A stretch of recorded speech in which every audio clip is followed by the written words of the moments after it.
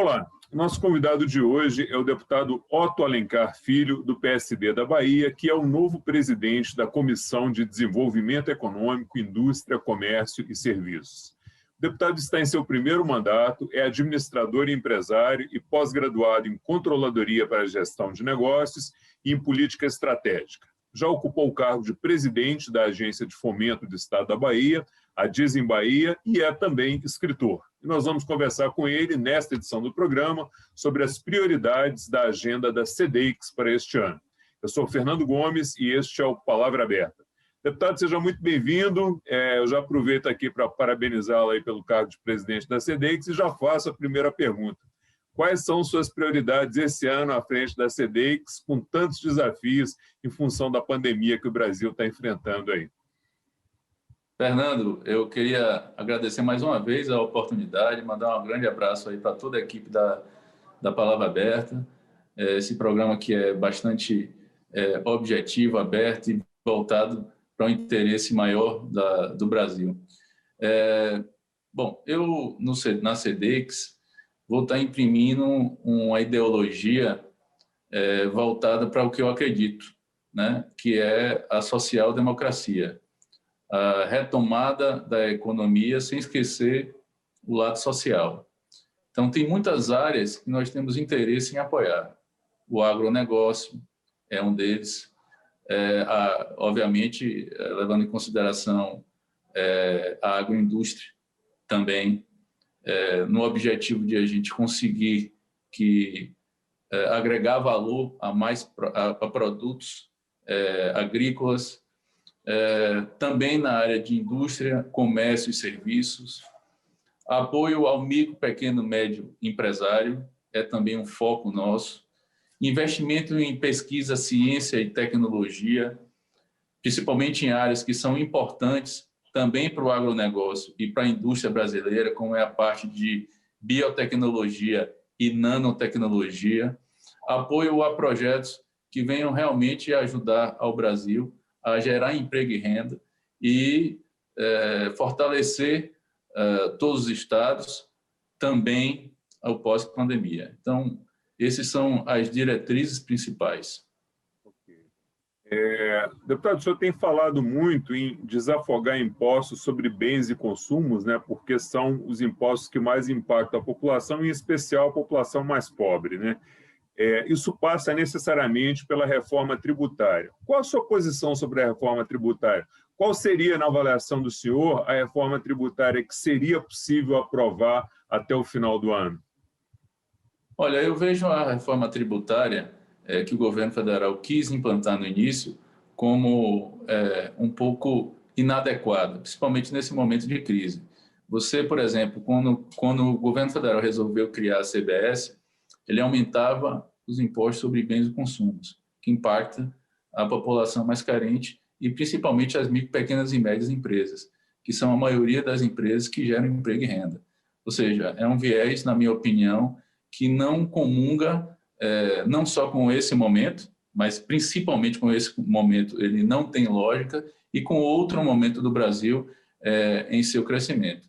Eu acredito muito que o sistema brasileiro deve ser mais parecido com o sistema alemão, que não impacta sobre impostos sobre bens e consumos e em outro momento, em determinado momento, impacta na parte de cobrança sobre patrimônio, sobre herança, sobre impostos como o imposto de renda, enfim, sobre receita bruta, sobre faturamento, sobre lucro, enfim, eu acho que e outra de forma proporcional, ou seja, aquelas empresas, aquelas pessoas físicas e jurídicas que ganham menos, que você pague uma menor taxa, aquelas que ganham mais, que paguem uma taxa, uma tarifa maior, ou seja, de forma escalonada, porque a gente realmente tem que buscar essa justiça social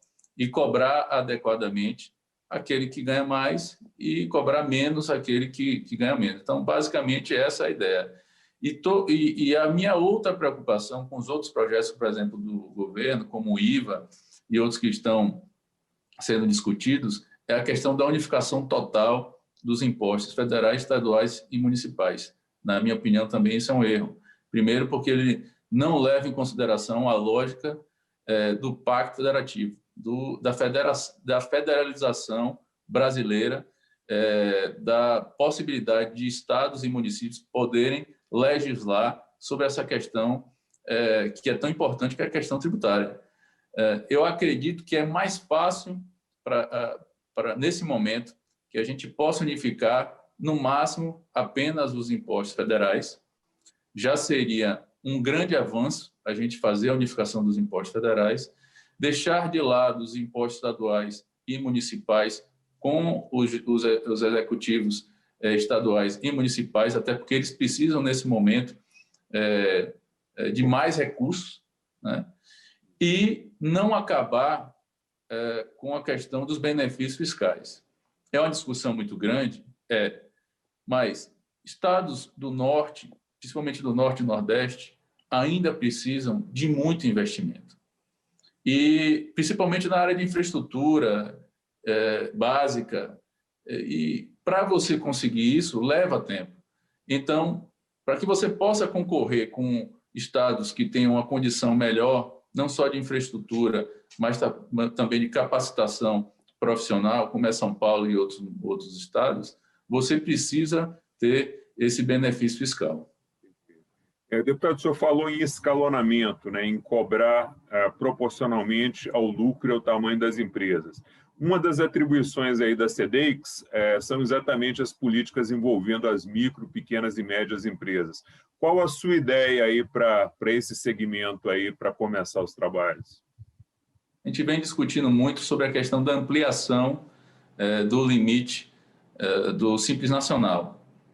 Essa é uma bandeira das micro, pequenas e médias empresas. Eu, inclusive, fiz um projeto e protocolei aumentando o limite de enquadramento do Simples Nacional até 18 milhões.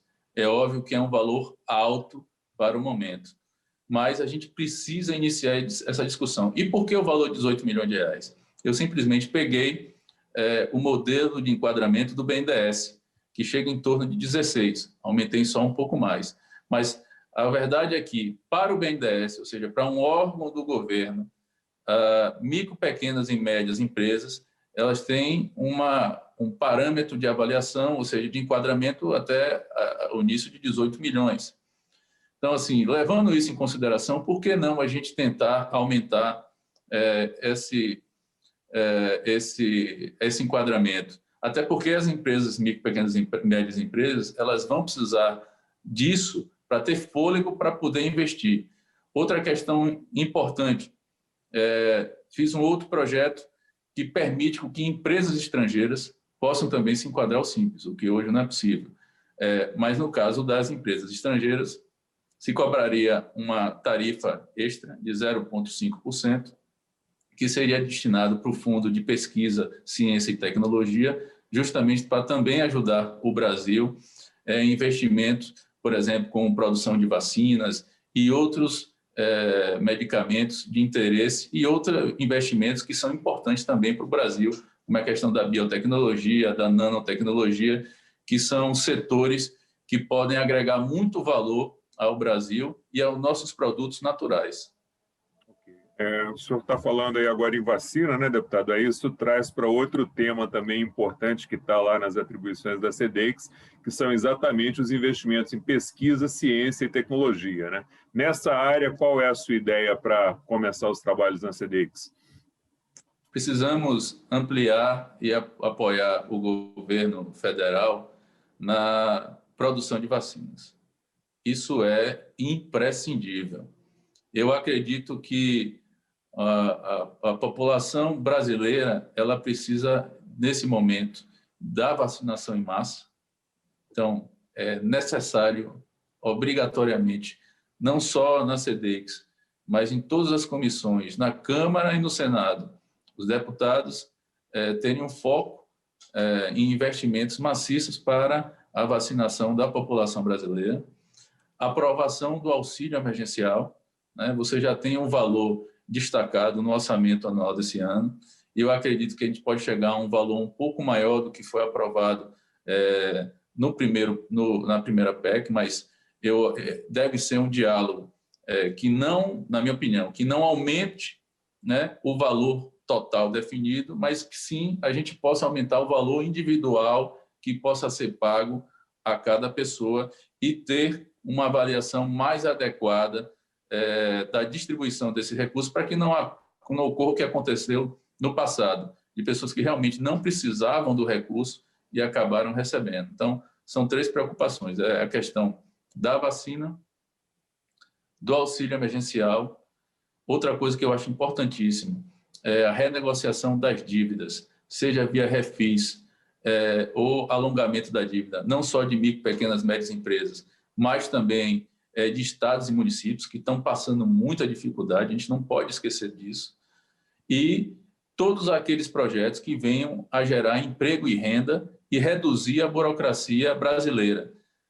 E aí, a gente falando na questão da redução da burocracia brasileira, leva em consideração um ponto importante, que é a reforma administrativa. E, na minha opinião também, ainda esse ano, eu acho que o presidente Arthur Lira deve botar para votar o fim do extrateto, porque não há mais como, num momento de crise tão grande, a gente imaginar que existem ainda funcionários públicos concursados ganhando em torno de 100, 150 mil por mês, numa crise como nós estamos hoje. Então, é preciso que todos, principalmente aqueles que ganham mais, façam seu sacrifício. Muito obrigado aí pelos esclarecimentos prestados aqui no Palavra Aberta.